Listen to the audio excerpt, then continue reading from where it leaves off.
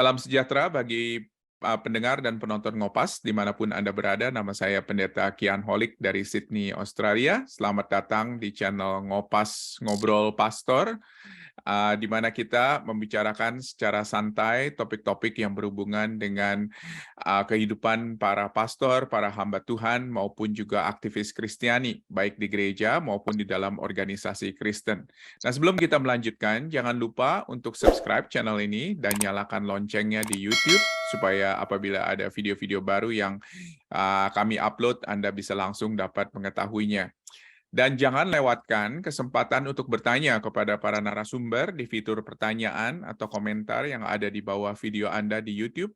Jangan malu untuk bertanya, apakah itu pertanyaan yang timbul dari diskusi kita berdua maupun juga pertanyaan-pertanyaan lanjutan lainnya setelah Anda mendengarkan diskusi ini. Kalau ditanya, saudara-saudara, apa arti Injil? Jawaban para pastor, para rohaniwan akan beragam. Ada yang menjawab keselamatan, ada yang menjawab berita sukacita, ada yang menjawab kehidupan kekal, dan lain sebagainya. Tetapi apa arti Injil sebenarnya? Apa yang Alkitab katakan mengenai hal ini? Dan mengapa para pastor penting untuk mengetahui arti Injil yang sesungguhnya? Bersama dengan saya ada Reverend Chris Luti, PhD dari dosen STT Jeffrey Makassar. Selamat datang Pak Chris, apa kabar? Ya, baik-baik saja. Terima kasih Pak. Saya senang saya diberikan kesempatan lagi untuk berbagi di Ngopas ini. Terima kasih Puji Pak. Tuhan.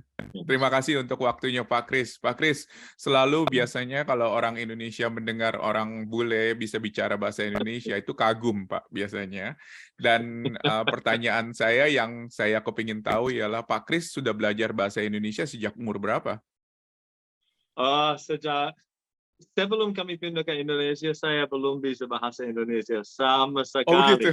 Mungkin saya tahu nasi goreng. Mungkin itu saja. Dari waktu kami pindah ke Indonesia tahun 2015, dan itu baru pertama kali istri saya dan saya belajar bahasa Indonesia. Sebelumnya tidak bisa sama sekali. Dan ya, saya tahu masih ada beberapa kata tata bahasa yang kurang tepat, tapi yang penting bisa dimengerti.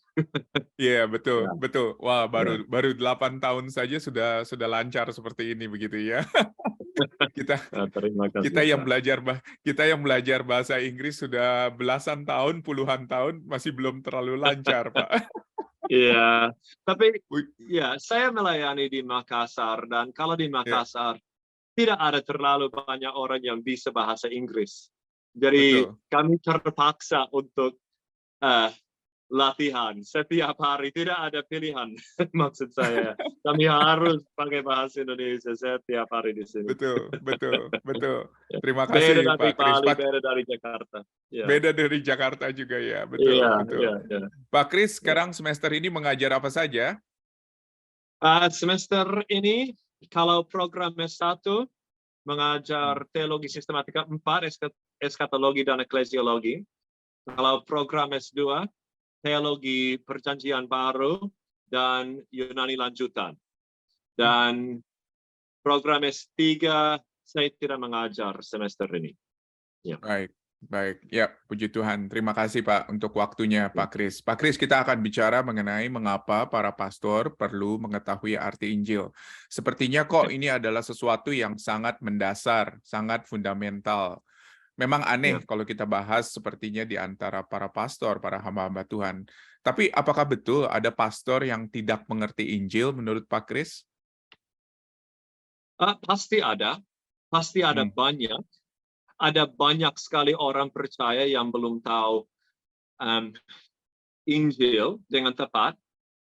Poin saya bukan bahwa tidak ada pengertian mengenai kebenaran-kebenaran yang ada di dalam Injil, tapi kalau ada permintaan untuk menjelaskan apa itu Injil, ya faktanya adalah ada begitu banyak hamba Tuhan yang susah menjelaskan Injil dengan tepat.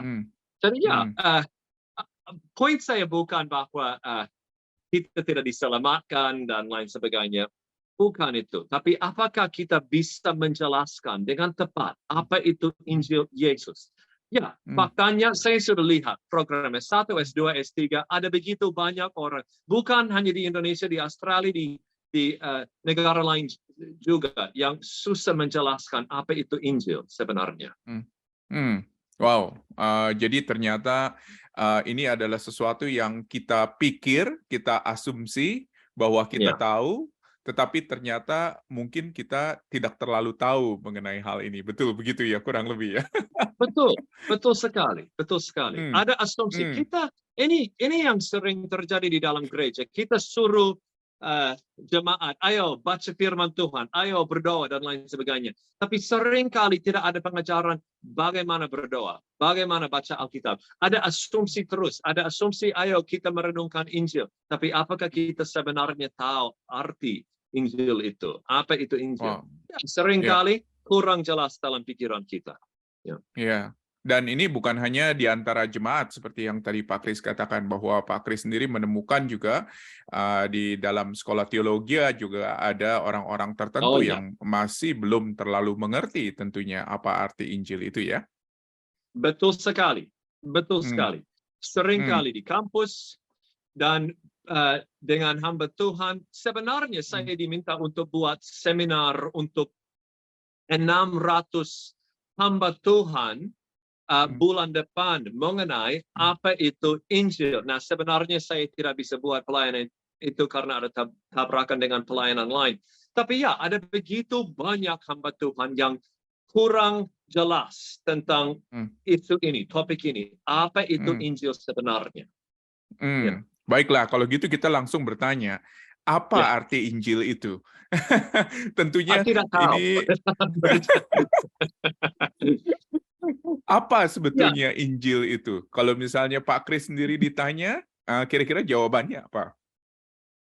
ya, ini tergantung konteks. Maksudnya ada banyak yang bisa dibilang mengenai apa itu Injil.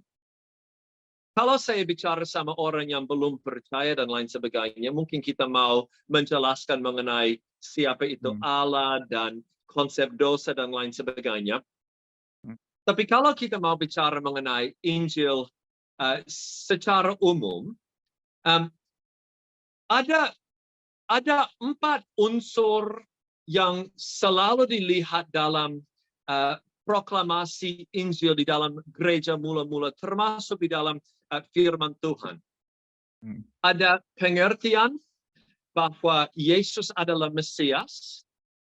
Ada pengertian bahwa Yesus menggenapi perjanjian lama, kitab suci. Ada pengertian bahwa kematian Yesus menyelamatkan kita. Dan ada pengertian atau kebenaran bahwa Yesus sudah bangkit, sudah menang di atas kuasa dosa, setan, dan kematian. Nah, ada banyak lagi yang bisa dibilang, tapi ada penelitian, mungkin nanti ada yang mau cari buku mengenai topik ini. Ada buku yang ditulis oleh Simon Gathercole, tahun lalu diterbitkan, di mana dia menunjukkan bahwa 4 unsur itu selalu dilihat di dalam penjelasan Injil di dalam gereja mula-mula. Nah, berkaitan dengan Injil, ada banyak lagi yang bisa dibilang. Kita semua semoga tahu kebenaran-kebenaran itu. Dan saya rasa biasanya kalau kita mau menjelaskan Injil kepada orang lain, kebenaran-kebenaran itu dijelaskan, ya. Yesus adalah Mesias, dia datang ke dunia sebagai manusia, hidup dengan sempurna, menggenapi perjanjian lama, mati dan bangkit dan lain sebagainya. Yang juga perlu disampaikan, saya langsung tambah, yang juga perlu disampaikan kalau kita mau menjelaskan Injil adalah bagaimana kita respon pada Injil. Dan itu yang menurut saya seringkali disalahpahami. Cara di mana kita seharusnya respon pada Injil bisa diringkaskan dengan dua konsep. Yang pertama, kita harus percaya. Maksud saya, kita menjelaskan, kalau kita akan menjelaskan Injil kepada orang lain, kita menjelaskan bagaimana Allah dia sempurna, konsep dosa dan lain sebagainya, keperluan untuk keselamatan. Setelah itu kita bicara mengenai karya Yesus, identitas Yesus. Dan setelah itu yang sering kali dilupakan adalah, oke, ada semua ini, bagaimana kita respon terhadap Injil. Dan yang perlu disampaikan, seringkali tidak disampaikan adalah kita harus percaya, bergantung pada Yesus saja untuk keselamatan, dan kita harus bertobat, harus mengalami perubahan pikiran, kerinduan di mana saya sudah tidak mau buat kehendakku lagi, saya mau mengikuti kehendaknya. Nah, saya tahu bahwa dua konsep ini, pisteuo, percaya, dan metanoeo, bertobat, ini sangat, kita sering bahas dua konsep ini, tapi yang saya lihat adalah seringkali dua konsep ini tidak disampaikan, tidak dijelaskan dengan baik. Makanya ada begitu banyak orang yang ragu keselamatannya. Banyak sekali orang yang ragu keselamatan. Bukan karena mereka tidak tahu bahwa Yesus mati, Yesus bangkit, semua itu diketahui. Yang tidak diketahui adalah bagaimana kita respon pada Injil, yaitu melalui kepercayaan dan pertobatan. Jadinya mungkin kalau kita bisa rangkum, Pak Kris tadi katakan bahwa ada begitu banyak orang yang tahu mengenai fakta-fakta yang ada di dalam Alkitab, kebenaran yang ada di dalam Alkitab, tetapi masalahnya itu adalah bagaimana orang-orang meresponi terhadap hal tersebut, bagaimana orang menanggapi hal tersebut, dan itu yang seringkali tidak ditekankan mungkin di dalam pengajaran kita. Kurang lebih begitu, Pak? Betul sekali. Ya, dan mungkin perlu saya langsung berbagi, tapi mungkin ada yang mau bertanya, di mana firman Tuhan dalam penjelasan ini? Iya, boleh. Kalau mau lihat, mungkin penjelasan perjelas mengenai apa itu Injil dalam firman Tuhan ada di dalam 1 Korintus pasal 15. Ini yang biasanya dibuka dan dibaca berkaitan dengan topik ini. Dari ayat 3 sampai 8, Paulus mau mengingatkan jemaat di Korintus mengenai apa itu Injil, apa yang paling penting. Di dalam TB yang tertulis adalah yang sangat penting, tapi yang ada di dalam bahasa asli adalah yang pertama penting, yang paling penting. Ya, dan betul, fakta-fakta mengenai kebenaran Injil itu tidak cukup. Setan tahu fakta-fakta mengenai Injil, mengenai karya Yesus lebih dari kita. Yakobus pasal 2. Saya baca satu teks, ayat 19, engkau percaya bahwa hanya ada satu Allah saja, itu baik, tetapi setan-setan pun juga percaya akan hal itu dan mereka gemetar. Setan punya teologi yang lebih tepat daripada teologi kita. Dia mengerti Injil lebih dari kita. Tapi perbedaannya adalah dia tidak respon kepada Yesus dengan cara di mana kita terpanggil untuk respon kepada Yesus. Percaya, bergantung pada Yesus, mengandalkan Dia saja untuk keselamatan, dan bertobat, mengalami perubahan pikiran, kerinduan di mana saya hanya mau mengikuti Dia sebagai Tuhan. Nah, kita bisa bahas dua istilah itu terus-menerus. Tapi kalau lihat semua ajaran dalam firman Tuhan, maksudnya kalau kita buat teologi sistematika, kalau kita melihat semua ajaran firman Tuhan mengenai soteriologi, doktrin keselamatan, dan bagaimana kita seharusnya respon pada Yesus, itu yang kita lihat. Kita harus percaya dan bertobat. Baik. Saya tambah satu hal dengan cepat. Tadi Pak Kian bilang bahwa ada hamba Tuhan yang akan bilang, Injil itu adalah hidup yang kekal. Injil itu apa tadi? Kita diampuni, seperti itu. Banyak penekanan yang berbeda. Dan itu memang yang kita lihat di dalam firman Tuhan. Maksud saya, kalau kita mau bicara mengenai soteriologi, doktrin keselamatan, kalau kita melihat tulisan Yohanes, contohnya, yang Yohanes menulis adalah kalau mau diselamatkan, kita harus percaya terus-menerus kepada Yesus dan kita akan dapat hidup yang kekal. Itu soteriologi Yohanes. Kalau kita melihat ajaran Paulus berkaitan dengan keselamatan yang dia tulis adalah kalau kita percaya kepada Yesus, bergantung pada dia, kita dibenarkan. Kalau kita melihat ajaran Lukas, yang dia mengajar adalah kalau kita bertobat, kita akan diampuni. Dan lain sebagainya. Dan poin saya, kalau kita bicara mengenai teologi sistematika adalah, kalau kita melihat semua ajaran penulis, semua ajaran di dalam firman Tuhan, yang dapat dilihat adalah cara tepat untuk respon pada Injil Yesus adalah, ya, kita percaya dan kita bertobat. Wow. Jadi kelihatannya arti Injil ini tidak sesederhana seperti yang kita pikirkan, bahwa ini memang cukup luas sekali artinya, tetapi pusatnya, kalau tadi saya dengar, itu adalah di dalam Yesus Kristus, apa yang dia lakukan bagi kita, dan juga bagaimana respon daripada kita sendiri sebagai orang-orang yang mendengarkan Injil, ya. Seperti yang tadi Paulus katakan kan di 1 Korintus 15, betul ya Pak ya? 1 Korintus 15 tadi, ayat 3 saya bacakan, sebab yang sangat penting telah kusampaikan kepadamu, yaitu apa yang telah kuterima sendiri, bahwa Kristus telah mati karena dosa-dosa kita sesuai dengan kitab suci, bahwa ia telah dikuburkan, dan bahwa ia telah dibangkitkan pada hari yang ketiga sesuai dengan kitab suci, dan bahwa ia telah menampakkan diri kepada Kefas dan kemudian kepada ke-12 muridnya. Dan kalau kita lihat dari penampakan ini ada sebuah respon tentunya daripada para muridnya terhadap apa yang terjadi terhadap kehidupan Yesus atau di dalam kehidupan Yesus.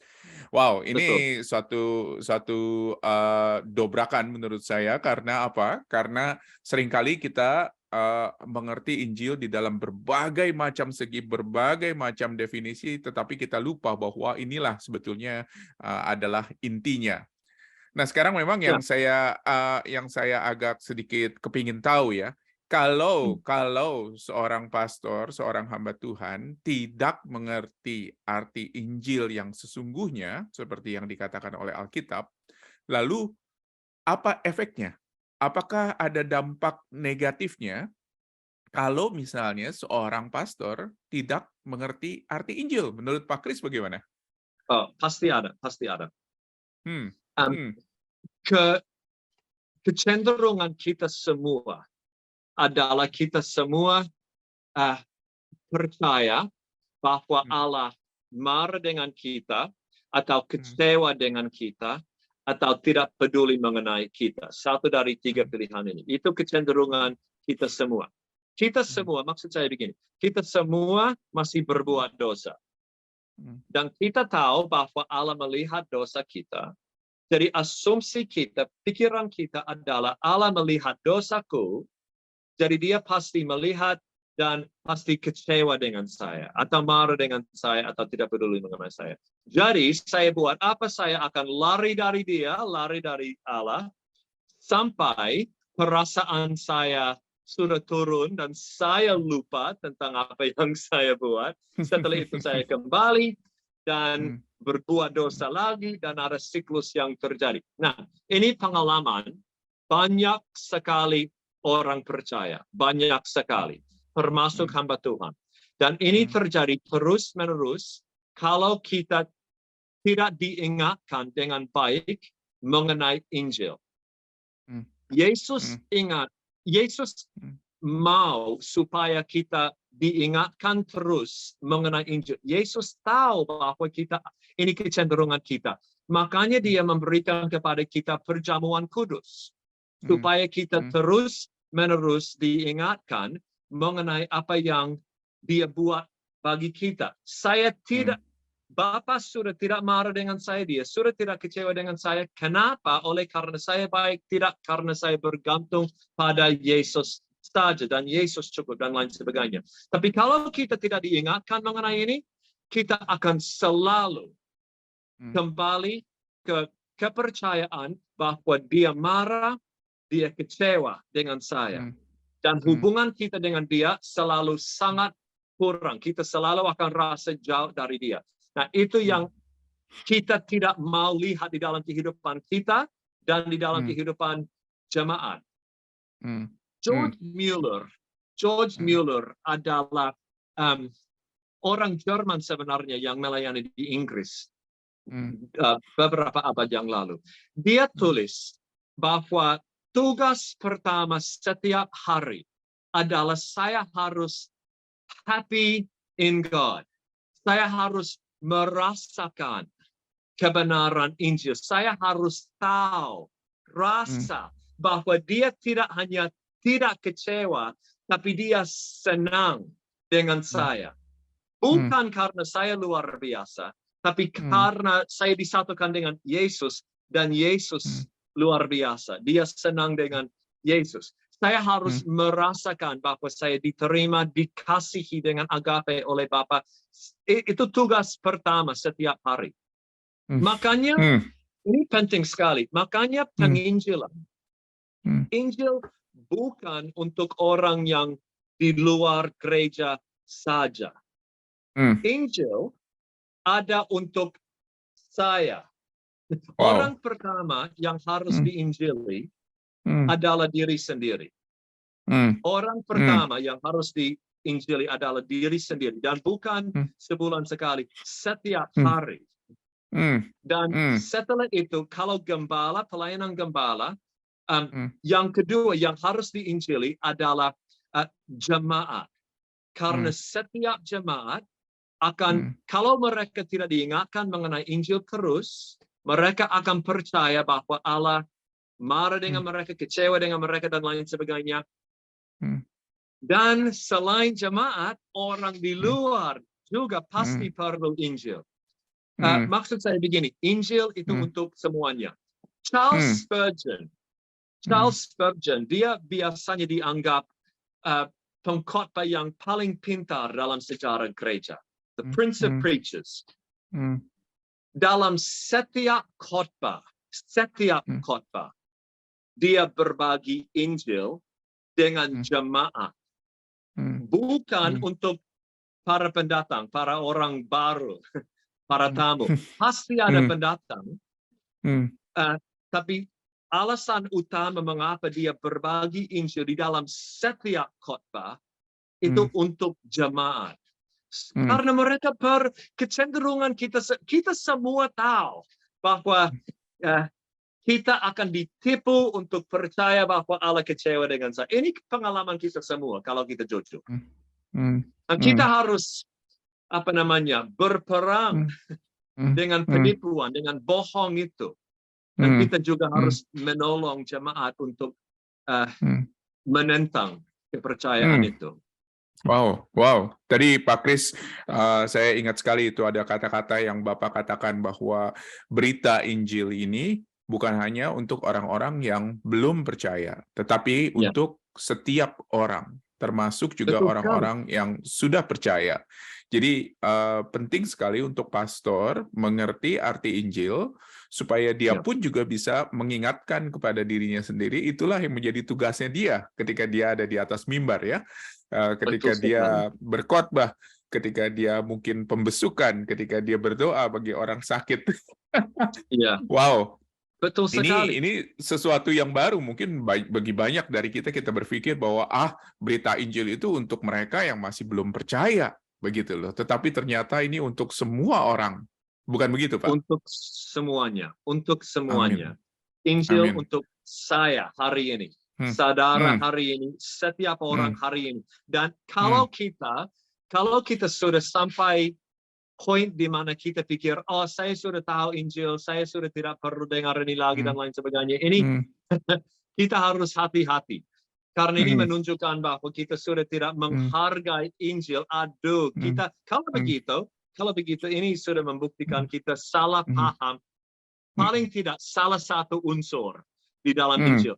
Kita tidak akan lanjut dari Injil. Kita terus-menerus kembali ke Injil itu. Baik. Maksud saya begini, jangan dulu saya pikir bahwa Injil itu untuk orang yang baru percaya, setelah itu kita dewasa mengabaikan itu dan kita belajar teologi yang mendalam dan lain sebagainya. Salah. Dan kalau belajar firman Tuhan, yang sangat luar biasa adalah Paulus, Yohanes, dan lain sebagainya, mereka mengingatkan para pembaca, para penerima surat ini, terus-menerus mengenai Injil. Terus-menerus mereka diingatkan mengenai identitas mereka. Saya ingat, mungkin beberapa waktu yang lalu, saya baca sebuah tulisan oleh R.C. Sproul. Dia menulis bahwa tugas utama dari seorang gembala adalah mengingatkan jemaat mengenai identitasnya di dalam Kristus. Dengan kata lain, mengingatkan jemaat mengenai Injil. Sudah diselamatkan, sudah dibenarkan, sudah diampuni, sudah menjadi anak-anak Allah, sudah menjadi penduduk surga, sudah selesai. Pasca. Ya. Dan tadi salah satu langkahnya yang saya ingat juga dari Pak Kris katakan ialah bagaimana para hamba-hamba Tuhan, para pengkhotbah terutama harus mengingatkan diri sendiri atau harus berkhotbah kepada diri sendiri mengenai Injil tersebut. Nah, saya pikir mungkin itu salah satu langkah praktis yang dapat dilakukan oleh para pastor untuk mengingatkan diri sendiri mengenai Injil. Nah, bagaimana caranya, Pak? Kira-kira, Pak? Kalau misalnya kita berkhotbah kepada diri kita sendiri, begitu loh. Ya, dulu saya memang ada cermin dan saya berkhotbah kepada diri sendiri. Dulu begitu, waktu saya lebih muda. Sudah diampuni, sudah dibenarkan, sudah. Sekarang saya sudah tidak buat itu. Yang saya buat adalah saya mengambil waktu untuk bersyukur kepada Tuhan. Hari ini terima kasih. Kalau saya rasa kebenaran ini atau tidak, saya berterima kasih karena saya sekarang sudah diampuni. Saya benar di hadapanmu, saya diselamatkan, saya adalah anakmu sekarang, saya dikasihi lebih dari saya tahu sekarang dan lain sebagainya. Dan sekarang saya bilang ini sebagai ini kata-kata, dan saya takut bahwa yang saya bilang itu dianggap seperti informasi atau kata saja. Ini bukan kata untuk didengar. Ini kebenaran untuk dirasakan, untuk dipercayakan. Kalau tidak dipercayai, kalau tidak dirasakan, ulang di hadapan Tuhan sampai betul-betul dipercayai. Itu yang saya buat, itu yang menolong saya. Baik. Ada hal-hal praktis lain menurut Pak Kris yang bisa dilakukan oleh para pastor supaya mereka sendiri pun juga pertama-tama harus mengerti Injil dan mereka tahu bahwa tugas utama mereka itu adalah pemberitaan berita sukacita ini, berita Injil ini. Ada saran-saran lain mungkin selain mengkhotbahkan sendiri berita Injil seperti yang tadi Bapak sudah katakan? Ya. Ada di dalam firman Tuhan terus, so belajar baca dengan baik dan benar. Betul. Kalau kita tidak melihat Injil di dalam firman Tuhan, di dalam teks yang kita mau khotbahkan dan lain sebagainya, baca lagi. Karena ada. Yesus ada di dalam setiap halaman, setiap teks di dalam firman Tuhan. Kita lihat itu dalam saya tidak mau baca, tapi dalam Yohanes 5, Lukas 24, Matius pasal 5, kita lihat terus-menerus bahwa semua firman Tuhan itu mengenai Yesus, dan khususnya mengenai karya Yesus, keselamatan yang terjadi melalui Yesus. So, kalau kita mau diingatkan mengenai karya Yesus, keselamatan melalui Yesus, baca dan merenungkan ini terus. Nah, ada masalah dengan itu adalah kadang-kadang ada kata-kata yang mungkin ada terjemahan yang bisa dibilang kurang tepat karena ada perbedaan di antara bahasa Yunani dan bahasa Indonesia. Setiap kali kita menerjemahkan teks ada kesusahan. Dan kadang-kadang ada ada kesalahpahaman mengenai beberapa teks.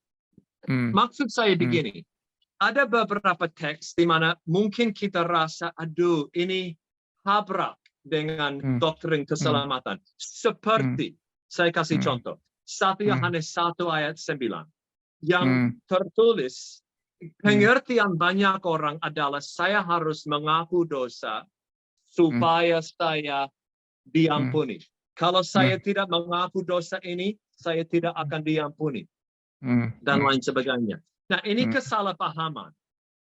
Berdasarkan mungkin beberapa hal, mungkin berdasarkan tafsiran yang kurang tepat, terjemahan yang kurang tepat, dan lain sebagainya. So, kalau begitu, apa saranku? Belajar bahasa asli. Tapi juga baik kalau kita baca, membaca, tidak hanya baca ini, tapi juga membaca tulisan oleh para ahli yang fokus pada doktrin keselamatan.